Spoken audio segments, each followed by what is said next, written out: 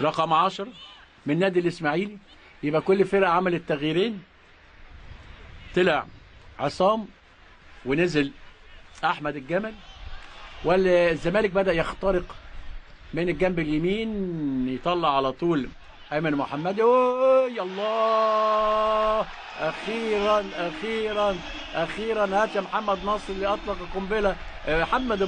محمد ابراهيم وقنبله. الحته الاخيره دي بتاعته، الثلث الاخير بتاع محمد ابراهيم. هدفين في 3 دقائق تقريبا، في الدقيقه 20 والدقيقه 17 يتقدم الزمالك بهدف لاحمد جعفر من صنع محمد ابراهيم، وهدف ثاني اخر من محمد ابراهيم قنبله في تحط النتيجه. بص بقى، هو الثلث الاخراني ده بتاعه، الثلث الاخراني بتاعه قنبله قنبله، وفرحان والناس فرحانه. ويعني الصراحه الشوط الثاني الاسماعيلي بيهاجم وبقى شكله حلو، ولكن الزمالك لما حس بالخطر ونزل يعني احمد عيد عبد الملك فتح جبهه شمال كده اهوت، وبص الراجل بص الراجل بص الراجل، كوره حلوه قوي. واحد يقول لي امال ليه ما كانش مع برادلي كده؟ اقول له لسه كان بيلعب جنب ابو تريكه، عمره ما لعب جنبه، وراه شديد اللي هو عمره ما لعب جنبه.